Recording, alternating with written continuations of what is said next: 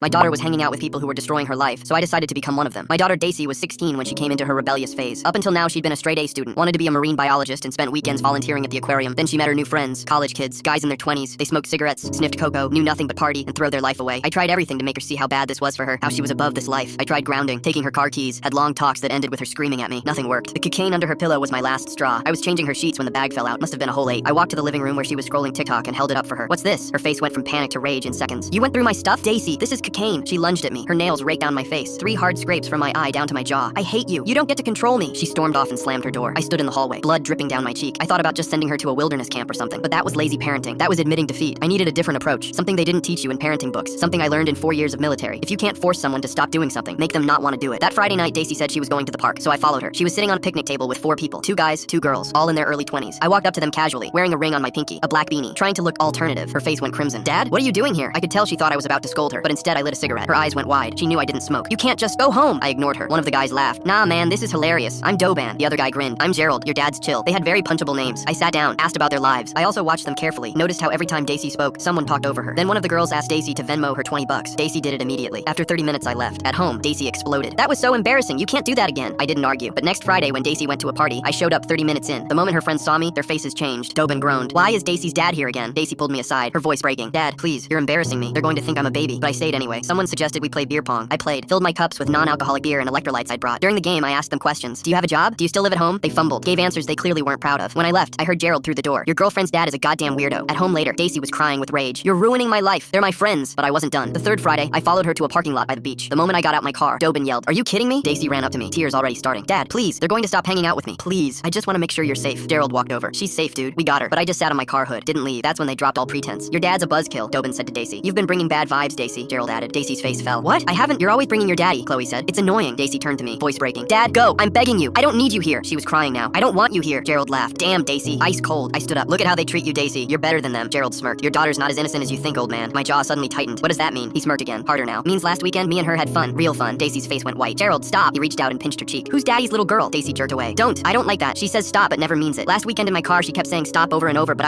my fist interrupted Gerald's sentence as it connected with his face. He hit the ground like a sea cucumber. Blood sprouted from his nose immediately. Doban backed up. What the hell, man? Gerald was out cold. Your dad's a psycho. Chloe pointed at Daisy, backing up alongside Doban. I only hung out with you for rides and money anyway, Maya added, following them. Gerald was still laying unconscious as his friends backed away. Delete my number, Daisy, Doban yelled. She was frozen. Wait, we're friends, she shouted. Friends? Doban laughed. We're not friends. You're desperate and pathetic. They got in their cars and drove away, leaving their friend Gerald, who was bleeding out. Daisy sat down on the curb beside me, crying. I sat next to her. They weren't my friends, were they, Dad? She whispered. We called an ambulance and drove home. Daisy went to her room. 10 minutes later, I heard sobbing. Dad, I'm pregnant. My heart froze. It's Gerald's from last weekend. We got it terminated immediately and pressed charges. Gerald's doing 8 years now.